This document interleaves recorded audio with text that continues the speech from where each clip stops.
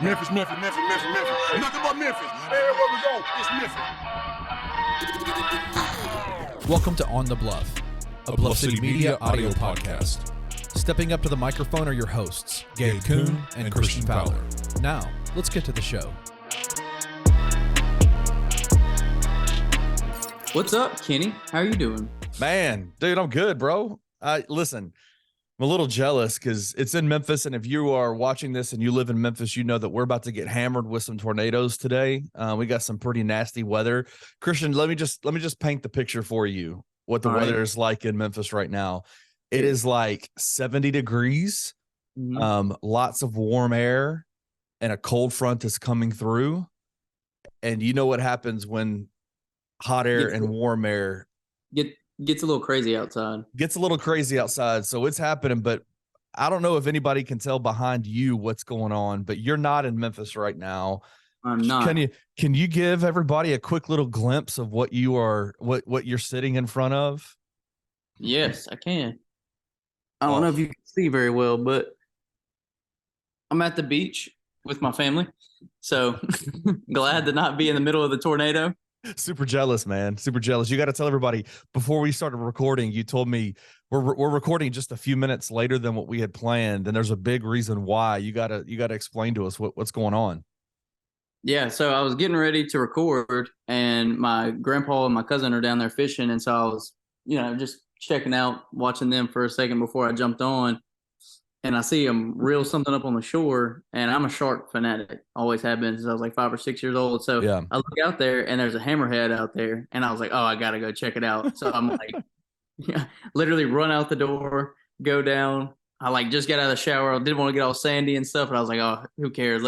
Hiked my pants up, went out there, walked on the beach, and checked out the hammerhead, took a couple pictures, and it was pretty cool. So that's awesome, man. I had to tell Kenny I'm a little late because I had to go check out the hammerhead for a second. That's dope, man. But so you're down there, you're at the beach with your family, having a little beginning of the new year vacation, dedicated enough to continue to wanting to film, wanting to make sure we have a podcast ready. I know, man, this is not our normal look. We're not in studio, but this will be the last week before we're back in studio. We'll be back in studio next week. Gabe and Christian will be back in town. You'll get Gabe back on the podcast. It won't just be me and Christian again. But man, Christian, thanks for joining, man. I know it'd be easy to super easy just to go, you know what, guys, I'm gonna take a couple weeks off, but you're here, man. I appreciate it. Yeah, no problem. And like Kenny said, we don't necessarily enjoy doing these over Zoom. So we'll be back in studio next week. I know I'm excited for it. Sure, Gabe's gonna have plenty of stories from San Diego. Maybe we can share a little vacation stories to start the week off next week, and then we'll get into it. But Kenny, I guess we need to go ahead and get into it today. Yeah, man. And we are on the heels of a very disappointing intra-conference loss in the second conference game of the year. Just watching the game, what did you think? I don't think Memphis was favored by much. I think they were only 3 or 4 point favorites, but yeah. They usually handle Tulane, usually close, scrappy games, but Memphis usually wins, and they were on the other side of it this time. Yeah, I mean, it was definitely I think it would be easy to look at Tulane and think of like a kind of a little brother type mentality with Tulane.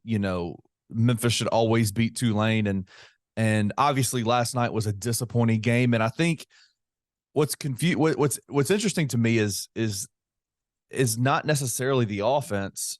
The offense wasn't bad. It was the very thing that Penny has held as the identity for the University of Memphis basketball team has seemingly kind of gone away over the last probably 3 or 4 games. And it bit them again last night with the defense. The defense is just struggling right now to stop anybody. And if you would have told me that this team would have been scoring upwards of 90 points, 80 points a game, and still would have lost this game to Tulane, I would have laughed at you, because nowhere in my mind did I think that Tulane could ever score 96 points against the Tigers, that any team in college basketball could score 90 points against the Tigers. The defense was just it was bad last night. The defense was just bad last night. So in terms of, what I noticed, that's the biggest thing, man, is just that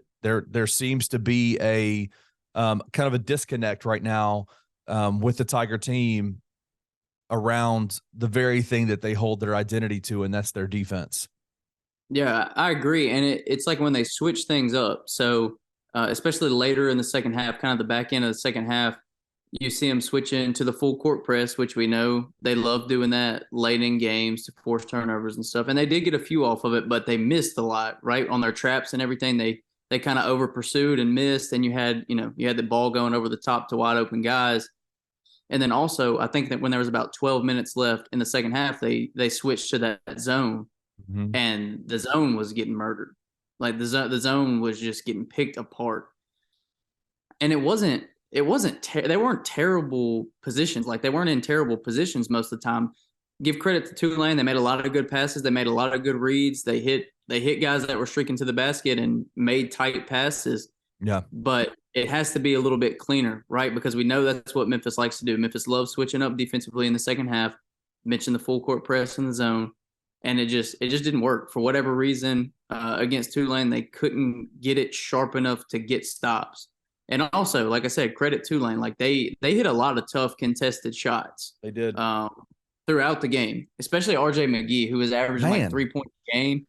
He was hitting just spot up jumpers over Memphis defenders all game. The one he hit over Alex Lomax, like in the corner where he did the Steph Curry jumper and then turned around to the bench. I was like, yeah, come on, man. Yeah, and I think that's part of it, right? Like Tulane was extremely hot last night. Yeah, Sion James had a great game. I think he had a career high. He couldn't miss. RJ McGee, who's like I said, averaging 3 points a game. What did he score? I want to say he had 14. Yeah.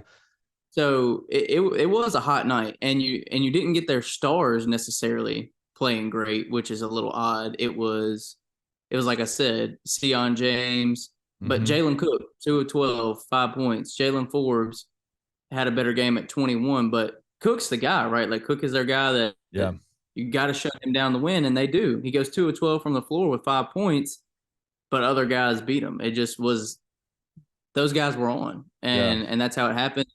Memphis had some good scoring. Kendrick Davis is ridiculous. Like to pour in 31, it's like he consistently scores 30 points, and you just don't see that in college basketball. DeAndre Williams, 19 and 12, another big night. They just couldn't get that tertiary scoring. That third scoring just never really came to fruition. Like DeMaria hit some shots, Jaden hit some shots, McCadden hit some shots, Kennedy hit some shots, but nobody took over and was like, okay, I'm going to be the one to score 15 or so behind Kendrick Davis and DeAndre Williams. So it's just these reoccurring themes and issues that we continue to see. Yeah, going back to the defense side of things, one of the things that I noticed, if you look at the box score and you see, obviously Jalen Cook was 2 for 12, 0 of 3, was in foul trouble the entire game, scored 5 points in the game. And if you can hold Jalen Cook to 5 points in a game, you would normally think going against a Tulane Green Wave team that you've won that game.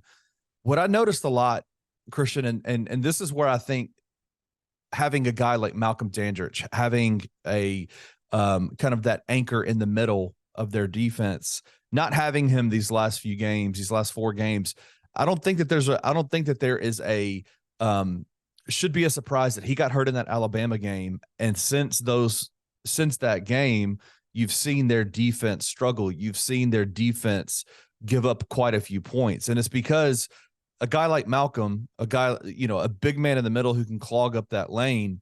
One of the things that the Tigers like to do is they like to, like you talked about earlier, extend that full court pressure, trap the ball. They like to get the ball stuck in one spot. A team that can get through that trap, can pass over the top and make an extra pass across the court or to a secondary third player, a third pass or whatever that may be. The Tigers have had a trouble stopping that secondary pass. Once the pass gets out of that, once the ball gets out of that trap, the ball has a lot of times you've seen it. They've been able to bounce pass to a cutting person down the lane or whatever. And the Tigers have had a really hard time stopping that. lately, which is why you see, I think, in this Tulane game, you've got these guys like Tylen Pope, 2 for 5. You've got Coleman came in 1 for 2. What's the guy's name? Days. I forgot. I love his name. We've heard him so many times. He's been there for years at Tulane. Noble Days came in and he shot the ball. He didn't shoot the ball much, but he was 1 for 1, 1 for 3. You've got these guys who are putting in points across the board because the ball is being passed out of the trap, and those secondary, third, fourth passes are right to the basket, with buckets. And the Tigers are seemingly having a hard time stopping those plays after the trap is made. And that's where a guy like Malcolm Dandridge is missed, a guy that can clog up the lane, that can guard the rim, that can protect the rim, can protect the lane from those kinds of passes. And it's just, going back to what you were talking about with the Tiger, with the tertiary guys, with the third, fourth, fifth scorer for the Tigers, there hasn't been a whole lot of that. The Tigers haven't been very good at that part of it yet. They've got their scores, they've got their guys, they've got Kendrick Davis and DeAndre Williams that are putting in points. They are scoring the bulk of the points for the Tigers, and they haven't had anybody that can step up. They haven't had anybody that's stepping up to fill that gap yet for them. Yeah, and I agree with the Malcolm Dandridge stuff. I think that's kind of a case of you didn't know what you had until it was gone, because I think he was playing the best basketball of his career. Obviously, a tough injury against Alabama, and hopefully he's back soon because he makes a major difference on this team, especially defensively. And we've talked about this from the beginning of the year, that having an anchor and having an enforcer is so important for this team because they really only have one true center on roster. Malcolm is the only true center that they have on roster. Right. And so for him to be out right now, like, you can see how much they miss that. But the next thing I want to talk about, and this is something that I kind of told you about a little bit before we started recording, but in the past, we've seen Memphis teams under Penny Hardaway really play to competition, whether that be down or up. It was like, even in the down years where we're like, oh, this Memphis team has talent, but they're not that good, they would still play really well against good competition every time. Pretty much every time they played a top-tier team, they either won or were right there in it, and it was a tight game. And then the games against Tulane and South Florida and Tulsa were always closer games. And it was like, man, they always just play down. Is it a coaching thing? Is it a youth thing? Like, what causes it? And so I really thought, with the team that they have this year, with the veteran leadership, what they have, with the guys that have, been here with Penny for 2, 3, 4 years at this point, I thought this was, if there was a year, this is the year that they're not going to play down to competition. Like, they'll play good against good teams, and then they'll go handle business against inferior teams. And I'm with you. I don't think Tulane's a terrible team by any means. I was looking earlier, they're 137th in net. I don't think they're that bad. We know they've been missing starters for the majority of the year, and they've just kind of gelling back and getting their guys back together in full rotation. So it'll probably change a little bit. But Memphis is a better team. Like, let's be honest, Memphis is a better team than Tulane. Yeah. Memphis should finish second in the AAC at worst, and Tulane's probably right there fighting for the number 3 or 4 spot with Cincinnati. And that's kind of the case it is. You heard them talk about it on the broadcast last night, saying this is a 3-bid league at best, and it should be Tulane or Cincinnati. So Tulane's not a pushover. But you would love to see Memphis go in early conference and have more success than this. They struggle against South Florida in the first conference game on Thursday night. And luckily they pulled it out at the end, because they were trailing for the majority of the second half, and they had a really good comeback in that game. They played very well to close it out. And you were hoping that could kind of be carried over, that momentum from closing out that game and handling adversity would carry over into this game. And it just didn't. Like, this is a game that you feel pretty confident that Memphis should win, start conference play 2-0. Like we've been mentioning, they're going to be favored in pretty much every conference game against every team not named Houston. And this was one of those. And you gotta win those games. You have to. Fortunately, it is early in conference play, right? Like, we're not at the end saying, man, Memphis needed this win.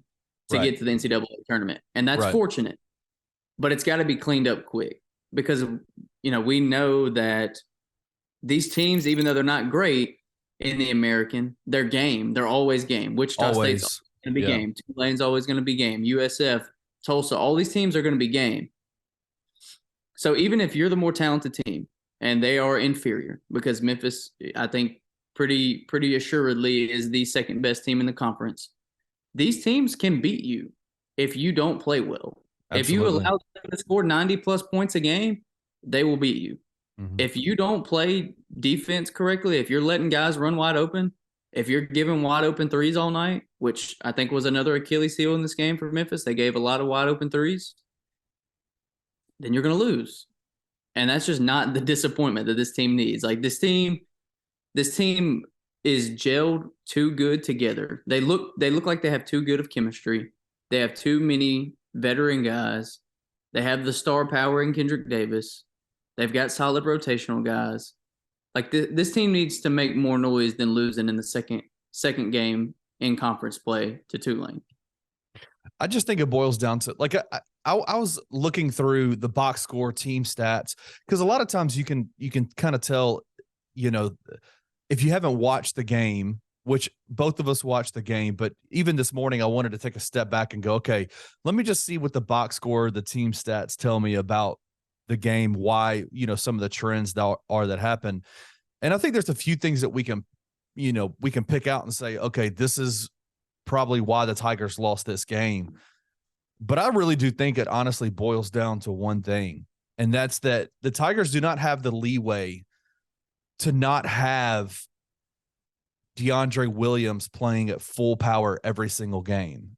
And I'm going to tell you, man, like that second half was so deeply frustrating for me with DeAndre Williams because Christian, he went into the half with 0 fouls. Yep. Played a really clean game in the first half. 0 fouls, Christian. Yep. And he fouled out. Mm-hmm. Still found a way to foul out. I mean, that is absurd. And I have a question on this though. Like, yes, I agree. He gets carried away sometimes. But do you think some of it is just he's marked? Because there were some there was I think 2 that were just ghost fouls. Like I feel like the target is on his back when it comes to officials, right? When we talked about this, like they watch the games, they have their players that they know foul a lot, and so they're going to be extra keyed in on a guy like DeAndre Williams because he does foul so much. And so I believe, and I'm not saying that he doesn't play out of control sometimes because he absolutely does. He wouldn't foul this much if he didn't. But I do think that there is a bit of he gets a bit of an unfair shake at times because he's known for fouling so much. And like I said, there was at least 2 last night where it was like, oh, that was pretty ticky-tacky. But he has to know that. He has to know that because he has fouled so much that refs are going to be keeping an extra eye on him. college refs are bad, honestly. And I think, oh my gosh, it's so bad. the AAC college refs are really, really bad. They tend to assume contact before it actually happens. What was worse, the South Florida game or the Tulane game? Man, honestly, I don't have much. I look at refereeing right now. It's just terrible across the board. So in terms of like judging which one was worse, I was at the South Florida game. I wasn't at the Tulane game. It felt like to me the Tulane game was worse, but in the South Florida game, and I'm not trying to disrespect Tyler Harris at all, but he is so known for just wildly driving down the lane and throwing up some crap. Oh yeah. And he did that all game. And I'm like, guys, and like you said, assuming fouls, like every time he would drive down the lane into 4 or 5 people and just throw up a shot, foul. Right. And it's like he's not even going at the basket with the intent to score. He's going at the basket with the intent to jump into people and throw the ball up and draw a foul. The commentary team, it's just so bad. I don't know how you felt about the commentary team from last night, but I think his last name is Crispin. Is it Dave Crispin? Is that his name? The color guy that was on ESPN last night? Possibly. I really liked him. He talked about how what he sees in college basketball in the rules committees is this idea that you've got to legislate everything that happens on the court to the point where you remove the ability to actually play the game, to gain a flow, and I agree with that. Like, for instance, the DeAndre Williams technical foul in the first half, when he went up to dunk the ball and they called him, it was a class B, whatever technical foul. They called him for hanging on the rim. Yeah. It's the stupidest call I've ever seen. Like, just call a basket interference and move on. Like, why are we calling that a technical foul and giving them points at the other end of the floor for a by the rule, by the word, like, rule of, if you hang on the rim, you get a technical foul. Well, everybody knows he didn't hang on the rim to flaunt. Like, we know what the intent and meaning behind hanging on the rim. You don't want somebody doing pull-ups on the rim, flaunting and taunting and stuff like that. And I understand that. I still think all that can still stay in the game. I love that stuff. I don't even think you need to legislate against that. But that's not what DeAndre Williams was doing. He was running full speed at 6'9" down the floor, jumped, tried to dunk the ball. If he didn't hang on to that rim, his body would have flown him into the stands in Tulane. Like, he was a protection thing, and instead they called it a technical foul on him. And I'm like, okay, you realistically could have just called that a basket interference and moved on, right? And just given him the ball, like, say no basket, take the ball out. The problem is that it's the reffing is so bad, but DeAndre now has played college basketball for so many years that he understands that it's that bad. And it's not the fouls that he gets inside the lane that bother me. It's not the aggressive, like, I'm trying to rebound the ball, or I am being posted up by a big man who I need to stop. Kevin Cross, I need to, like, of course, there's going to be times where you foul the guy. He's going to take the ball and body you up, and you're probably going to get a foul called on you. It's those silly ones where he gets caught at the 3-point line, at the half court line. Yeah. It's like, listen, man, if you're a big man, you should probably end the game with 3 or 4 fouls every single game. Right. But it's when you start picking up those little silly ticky-tack fouls that are clearly coming from a frustration of, I missed a shot, or we didn't do this right, or we didn't do this right, and a response, a reaction. That's where I get frustrated with DeAndre. And it just blows my mind that he ended the first half with 0 fouls and ended up fouling out of the game, Christian. Like, and that to me is that, I say all that to say, we started this whole discussion about this because the Tigers don't have the leeway to lose a guy like DeAndre Williams. You don't have Malcolm Dandridge to come in and play minutes. You don't have that. Even if Malcolm was still playing, you have to have DeAndre. Yeah. You have to have DeAndre. Because as much as I love Chandler, as much as I think KO could potentially do some things for the Tigers at some point in his career, Chandler does, if he gets the ball what he's good at is rebounding, high post to low post, kind of passing the ball, and every once in a while cutting to the basket and getting a layup. He's not your banger. Shot blocking last night too. Good at shot blocking. Good call. But those are the kind of things that, like, this team does not have the leeway. Yes, they are a talented team, but the Tiger team does not have the leeway, they don't have the wiggle room to lose a guy like DeAndre Williams to 5 fouls in less than 15 minutes. Like, they just can't do that. They just can't. And that to me is what lost them the game last night. Is we can sit here and we can talk about all the stats and everything that happened, and all that's true. But they cannot lose a guy like DeAndre in a game like that, in a tight game like that, against a team that is good. Tulane will be a good team. They are not good. They have not had, their record does not show that they are a good team, but I can guarantee you by the time we hit February, March, Tulane will be right up there. I think in the conference standings. You cannot lose a guy like DeAndre in that game and expect to win, especially on the road. It just can't happen. Yep. Completely agree. And just to reiterate on your, college basketball reffing, it ruins the game for me. Like Totally ruins the game. it slows the game down so much that you're really not seeing who's the better team. You're really seeing who can handle coming out of lulls best. Really, that's what college basketball in a large sense has become. Who can handle the lulls? Who can handle all the fouls and the stops and play better? And it sucks because it makes the game so slow. It makes a game that's supposed to be so fast paced and nonstop moving into a turtle race, and it gets so old to watch college basketball and see just the terrible calls that are made. That is such a good point, Christian. That is, I loved how you described that. It is who can come out of the lulls better. And it's not because the lulls are because of a lack of talent or skill. It's because it's a lack of flow, because the refs and the way that games are called just create such a start and stop experience. And so if you're a college basketball team that can get on a run, if you can get on a 10-0 run, that's the game. Yeah. And in the NBA, a 10-0 run happens every 3 minutes. Right. You know what I'm saying? Same thing in high school. Like, go watch an AAU game. It's not start and stop. They're rolling. They're moving. They're playing 3 games a day. So it's clicking. It's fast paced. It's what basketball is supposed to be. And college basketball is totally not that. I want to ask you this. This is off the cuff. Mm-hmm.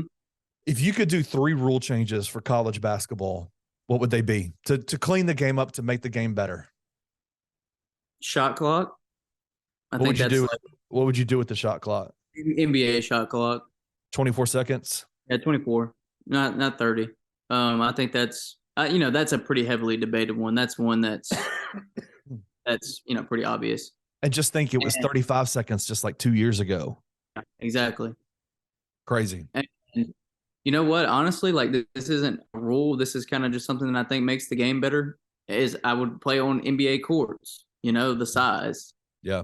I hate the smaller courts. I think it makes the game so much sloppier and so much shorter and so much tighter. Like, we see the NBA, you can free flow and you can move, and you don't have that as much in college because you have a smaller court.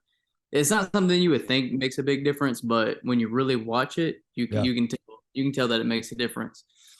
And for a third one, I don't know. What would your one be? My number one would be I would institute a defensive 3-second. I would institute get rid of zones. Yeah. I mean, not get rid of zones altogether. Obviously, the NBA, they still play zones. You're speeding up the zones. You can't sit as much. You're moving more. Right. So I think the NBA, I hadn't thought about the NBA court size thing, but definitely the shot clock and institute defensive 3 seconds, defensive zone, the defensive 3-second call. I would definitely do that. And you know what I would do? I would go to my third rule that I would change is I would go to and you would figure out, we'd have to work through how to do this because the halves thing, but I would figure out how to do, how the NBA does, NBA does shot clocks, or not shot clocks, but they do foul shots after every quarter. They start back at 0 and they go to 4. If you, after the fourth foul, they start shooting free throws. Yeah. I would figure out a way to do that, so it constantly is being replenished, so that if a team gets hit with 6 fouls in 5 minutes, that for the rest of the game or for the rest of that half, they're not shooting free throws the entire half. That's, good Lord, that slows it down. So there was 50 fouls in that game last night, and it slows it down so much. 27 of 34 for Tulane and 21 of 30 for Memphis. Yeah. That is 64 foul shots in one game. Who would have thought that Memphis could hit 10 threes and lose a game? Crazy. Well, I mean, you looked at it. You would have thought, if you had seen the game, Christian, you would have said, man, Tulane won that game because of the 3-point shooting. And you look at the numbers, and that's not the case. Like, they only hit one more. Memphis shot better from threes. I mean, they only hit one more than. That's what I'm saying. Yeah, Tulane only hit one more. Right. So, such a frustrating game. Obviously, they got a get back game against ECU on Saturday. Right. Back at the FedEx Forum. And then back-to-back road games against UCF and Temple. What'd you think about that UCF game against Houston? Did you get a chance to watch any of that? No, I didn't. UCF is tough, man. Yeah. I mean, Houston in the Fertitta Center's really tough to beat.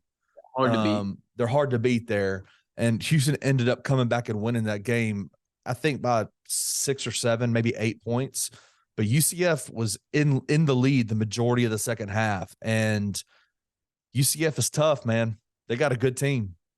Yeah. No, I would say they're pretty comparable to Memphis as far as, talent-wise. Like when you look at their schedule, Miami, good team, lost to them by 2.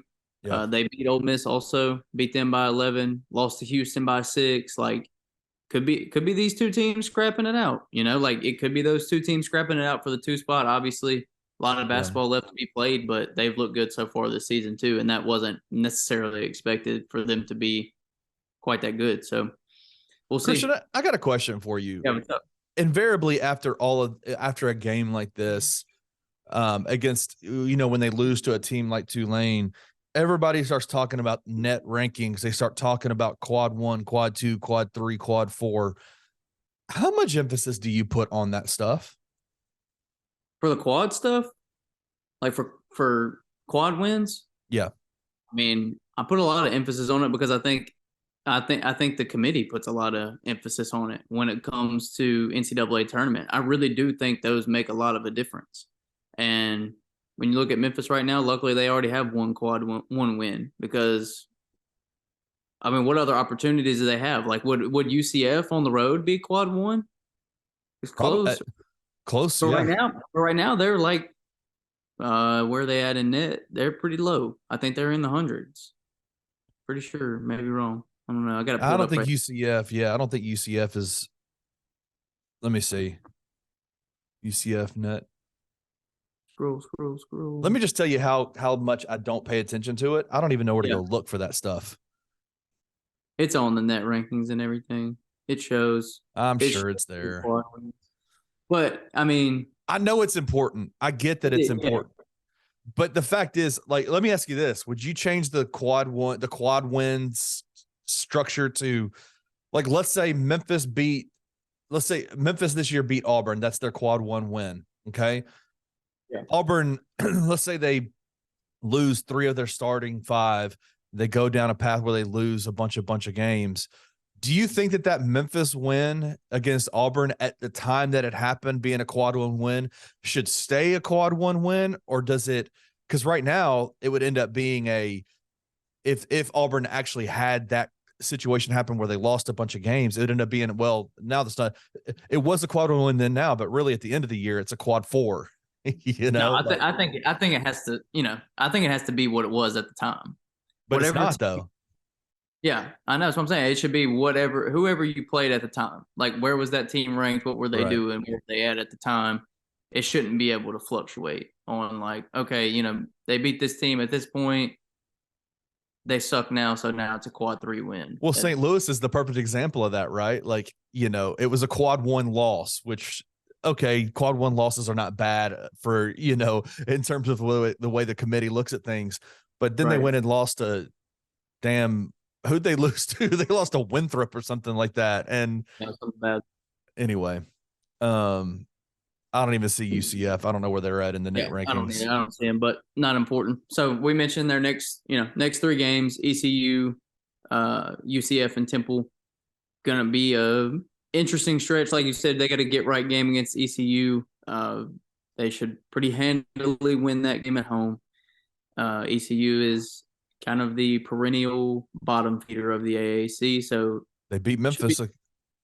They beat Memphis and East Carolina a few years ago, or was it last year? I think it was last year at the buzzer. I'm not 100%. I think it was last year. Yeah. And then the UCF, which I think is going to be a scrap, and then you got Temple, which is a game you should probably win. So we'll see. It'd be nice for them to go 3-0 in the next 3 to kind of wash away this loss against Tulane, because if they win their next 3, everybody will kind of relax again and be like, okay, we beat a solid UCF team, won our last 3 in conference. But they lose 1 or 2, then that's when people are going to start getting a little rocky on, okay, maybe we're not that good this year. So we'll see what happens over the next week and a half or so with these 3 games. We got anything else today, Kenny? It's been a pretty dry week. Just a disappointing loss altogether, I think. But in terms of anything else that we got, man, I think college football, Memphis college football, obviously. Got a bowl win. But got a bowl win, number one. And number two, we talked about it on the last podcast, kind of an emergency podcast where we talked about a couple of players leaving in the transfer portal. And then immediately, I think the following day or the day after, Ryan Silverfield made some coaching changes from his staff, specifically David Glidden, the wide receivers coach, Jim Bridge, offensive line coach, and coach, Charles Bankins? I know Bankins. I just didn't know his first name was Charles. Coach Bankins is the special teams coach. They are all three have now been relieved of their positions, and Ryan Silverfield will be looking for new guys to fill those roles. So obviously, almost immediately after that announcement, an announcement was made that a wide receivers coach was hired. Christian, what do you know about Coach Larry Smith? Yeah, I think it's a solid hire. I mean, we're not saying UAB is a perennial contender type team, but they have solid offenses typically. Coach Smith has been there for 7 years now. 7 years as the wide receivers coach. Was at Jacksonville State before that, and then he actually played at Vanderbilt. So solid resume. I mean, he's coached some really solid wide receivers at UAB, some all conference type guys. Right. Not necessarily any household names, not really any guys that were like, oh, they went on and dominated in the NFL or they were first team All-Americans or anything like that.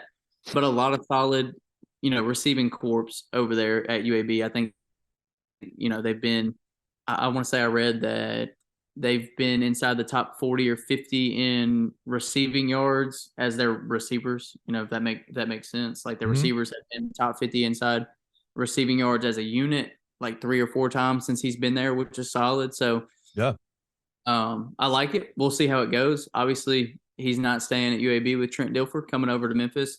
And it'll be interesting to see what the transition's like, because I know there were some pretty high hopes for David Glidden. Was an offensive analyst a few years ago under Norvell. Silverfield brought him on full-time as tight ends coach, moved him wide receivers coach.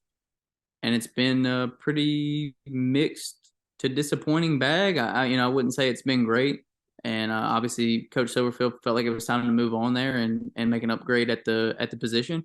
And we'll see what Coach Smith brings. But everything I've heard about him is positive. Haven't heard any negatives around him. People seem excited that he's coming. And also, the other 2 coaching hires are like coaching fires, I guess. Can't completely agree with those. I mean, it's just the product that you put on the field. That's your job. Right. Whatever you put on the field is what you're judged off of.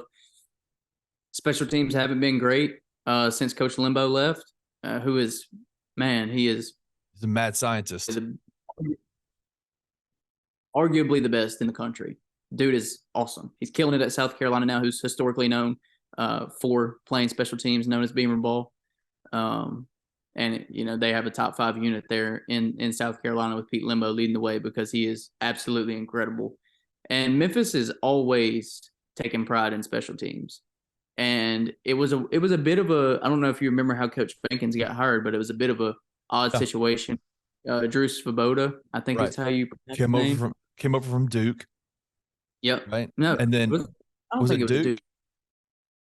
I don't think it was Duke. I think it was a smaller school. It was Rice. I'm pretty sure he was Pete Limbo's. Yes, it was Rice. I'm sorry, I don't know where I got Duke from. Yeah, it was Rice. Yeah, but I'm pretty sure he was at Rice. And then he got Limbo's replacement at Rice, and then he got the call from the mothership. He got the call from the SEC, baby. Yeah, from Alabama, from best program in the country. So a tough break there, and it was kind of a scramble to find the new one at that point. And Bankins just hasn't done a great job. Memphis' special teams have been in the bottom half of the country, somewhere between the 80s and 90s over the last 2 years. And it really was a tough break because, man, Drew Svoboda, it's a tough one to pronounce. Yeah. But obviously they found a really good one, because if Alabama pulls them away from you immediately, then you did something really well. And so I guess with all that being said, right, like Silverfield's done a good job at finding these guys. Right. Even if Bank wasn't necessarily the best fit at Memphis, I think he's clearly done a good job of identifying. We know how much Silverfield values special teams. So I'm sure he'll be able to find a solid replacement there. And then offensive line, I mean, you're coaching under a former offensive line coach. So if the product on the field's not good, then it's not going to work. It's not going to work, man. And I think that's the way the cookie crumbled here, right? Like Coach Silverfield is by trade an offensive line coach, and he expects good offensive line play.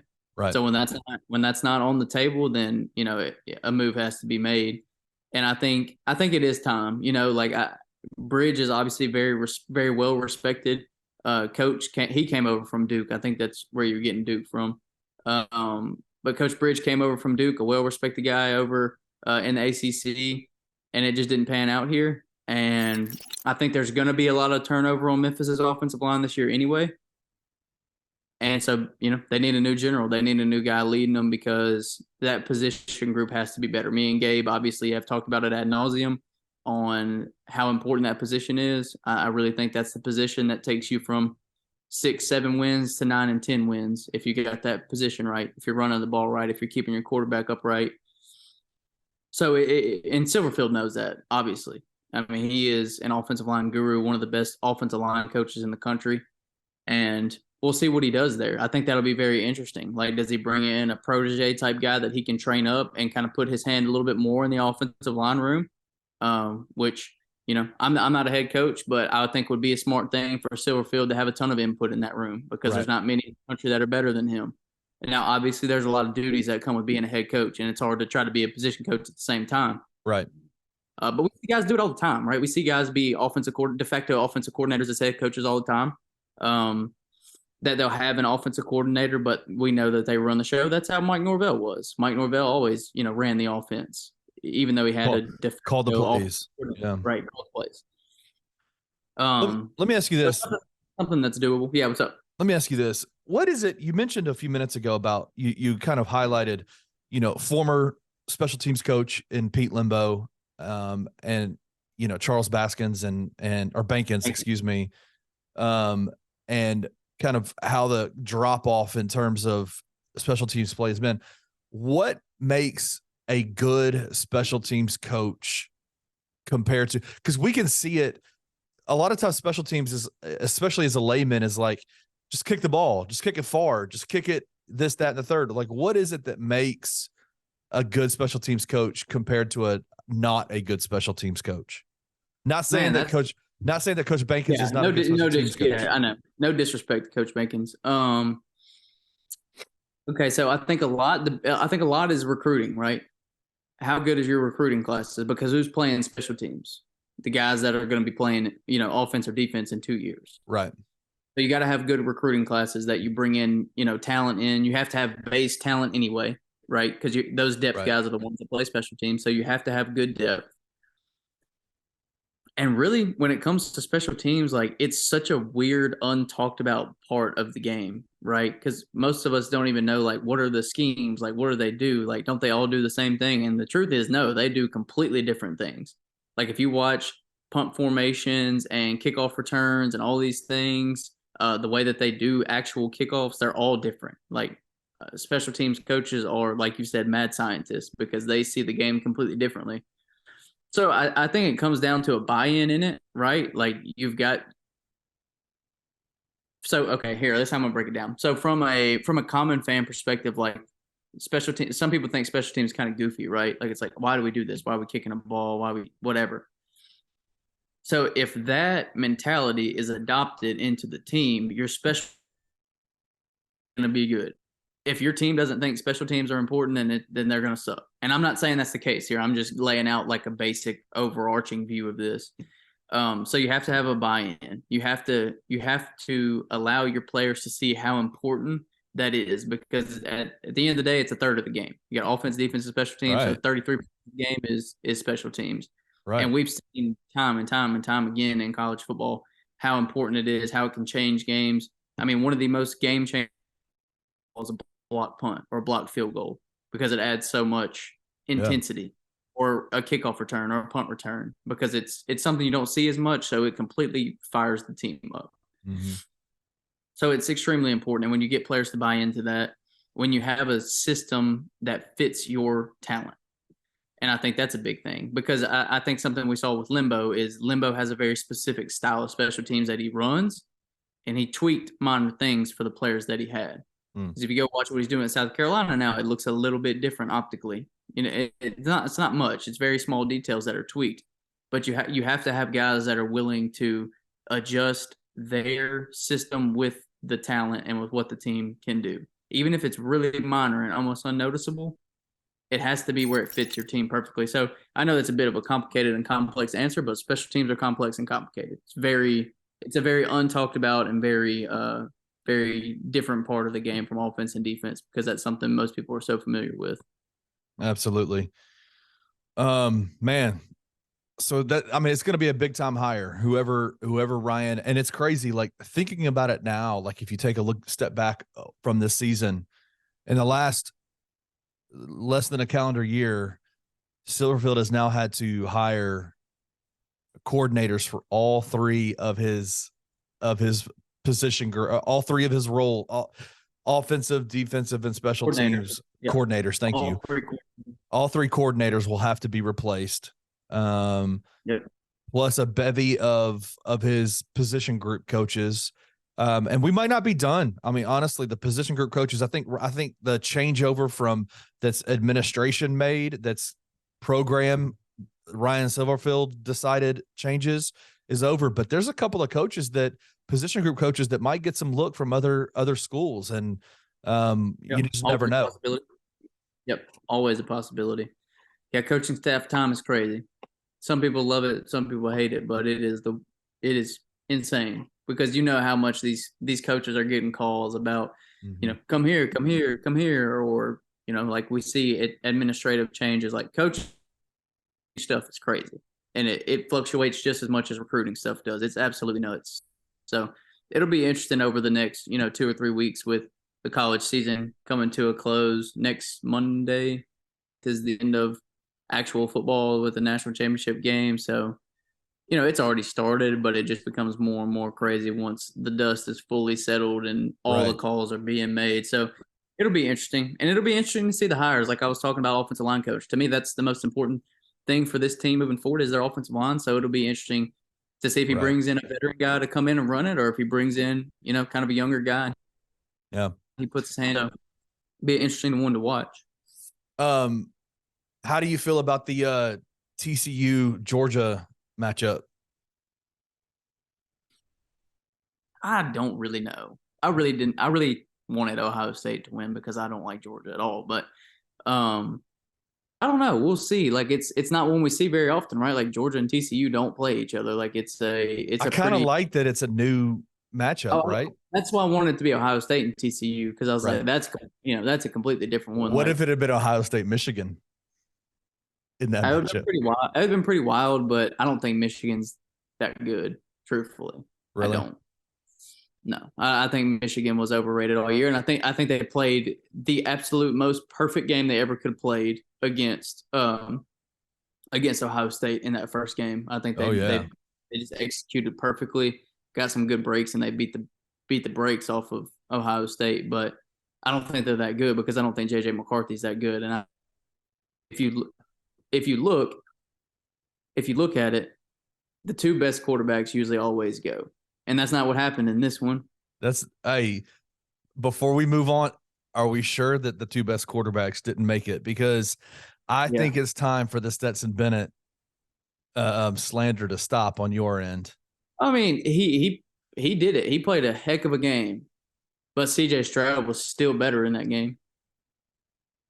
Wins are wins, baby. I agree, but CJ Stroud was the better quarterback in that game. How amazing was CJ Stroud in that game? Awesome. Absolutely did everything he could to win that game. And they should have won that game. No doubt they should have won that game. If Marvin Harrison Jr. had stayed in the game, you think they would have won it? I think if Marvin Harrison Jr. would have gotten that targeting, they would have won it. You think that was targeting, or you think that was just a nasty hit? It was close. It's so hard to tell, and I'm not a fan of the targeting rule anyway. That was a hellacious hit, though. It was a hell of a hit, but like I said, I don't know if it's targeting or not. It's one of those. It's such a judgment call that who knows. But I'm just saying, if they would have gotten it, they probably would have won that game. They just, Georgia won it. And Stetson Bennett played a heck of a game, but C.J. Stroud was the best quarterback left in the college football playoff. Like out of Duggan, McCarthy, Stetson, and like C.J. is by far the best quarterback left. Like he's a top 5, top 10 pick. So do you have any predictions for the national championship game? What do you think is going to happen? I mean, I think Georgia's going to win probably by double digits. But TCU, I say that, but man, TCU looked game, dude. Like TCU looked so looked good. Really game. Like they took it to Michigan. They responded every time. It's not like they don't have talent. I mean, they got first round dudes all over that team. Max Duggan is a heck of a leader. I don't think he's necessarily the best quarterback in the country, but he's a great leader. He athletic. He can move. He can throw the ball. Quentin Johnston's a freak of nature. Yes, he is. What's his name? Tomlinson Hodges or something. Their corner is a first round pick. Yeah. They had a linebacker play a heck of a game. Like they've got dudes all over that field. TCU pretty consistently puts out talent, and they got plenty of it on that team. So they could compete, but man, Georgia's a different monster of itself. And if you don't think Kirby Smart's gonna have that team ready to play, you're insane. Because he was pissed off, clearly pissed off after the game. He was like, "This is not us. This is not who we are. This was a pretty terrible played game, and we still won." So they're going to come out ready to swing against TCU because he's embarrassed. He's embarrassed by the way that Ohio State put up 40 on his defense. So I think Georgia wins double digits because I think they're locked in and they're so freaking talented. It's unfunny. It's not funny. Kirby Smart, man. Heck of a coach. He's turning into that dude. He's the new Nick Saban, maybe. Yeah, he's number 2. Golly, he's so good. All right, Kenny. Well, I don't think we've got much else. We covered Memphis's last 2 games, covered some coaching changes. Didn't really recap the bowl game, but we threw it in there a little bit, kind of a little too far removed from it. Talked about college football as a whole and what's going on in the landscape. So I think that pretty much wraps us up for this week. Like we said, a couple of big pieces of news came out while we're recording this podcast. Bryce Young, Will Anderson Jr., and Jahmyr Gibbs have all announced they're going to the NFL from Alabama. Not anything related to Memphis people, but anyway. Not surprising. But yeah, no, we appreciate it. Luckily, we are in our last week of Zoom. We've done 2 Zoom episodes. I've gotten spoiled. I like being in studio now. I like being with Gabe and Kenny. So this is the last one, at least for the foreseeable future of Zoom. We'll be back in studio next Monday, January 9th to record. That'll be dropping on January 10th. We'll see what we got to cover. Probably be pretty basketball heavy moving forward, obviously with football over, but we let us know, like, what do you enjoy us talking a little bit more about college football and college basketball as a whole? Because I think that's something we want to incorporate. We obviously, if you're watching this, you're a sport, pay attention to a little bit more than Memphis. So we might throw a little bit more national coverage and content in there from time to time. But like I said, we appreciate all the support. I'm going to say it every week. I'm going to say it as long as I can, that we appreciate the support and all the love that you guys are showing, really helping us pick this thing up on the podcast and on the website and on the social media world. It's just been a blessing to be a part of this and to feel the love and outreach from you guys. A couple of house cleaning things before we get out of here. On our YouTube, if you're watching the video of this, Kenny and I have been discussing some things as far as clipping videos up, because we know, most people don't have time to sit down and watch an hour and a half video. So we're going to start clipping these things up a little bit so you guys bite-sized pieces, maybe 20 minutes, 15 or 20-minute pieces where we cut segment, our football segment, whatever, and cut it up just so it's a little bit more digestible. So you guys can kind of take a peek inside rather than having to sit there and watch the whole thing. Some people enjoy it, some people don't. So I just want to cater to you guys a little bit better. Also, we'll be doing our top 5 lists every week that we started with the Christmas movies. That's a new segment moving forward. So check that out. It'll be on YouTube, and we'll also push that on social media. Kenny and I did our top 5 live sporting events that we've ever attended. Would love for you guys to get in on that and kind of hear your thoughts on that. Some of your favorite events that you've ever been to. But other than that, Kenny, are you good? We got anything else that we need to let anyone know about? Yeah, one more housekeeping piece. Go to bluffcitynil.com. We are a media company that creates content, but we also have we are partnering with Bluff City NIL, that providing opportunities for name, image, and likeness opportunities for players at the University of Memphis. If you would like to join us in this journey to be able to help players and, provide opportunities to help them tell their stories through their name, image, and likeness, click the donate button at Bluff City NIL. Join us. We have multiple ways that you can join us and give to what we're trying to do.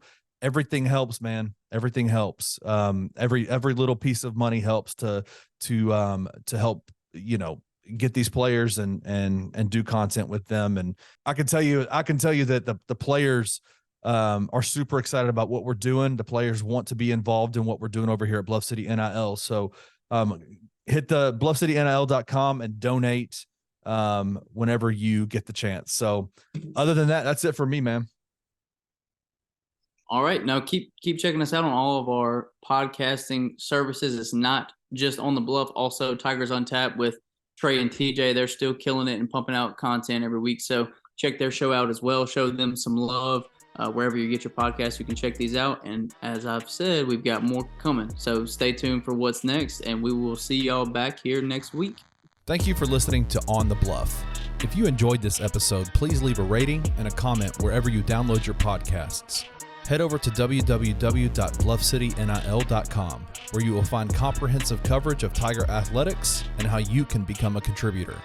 We'll see you back here next week.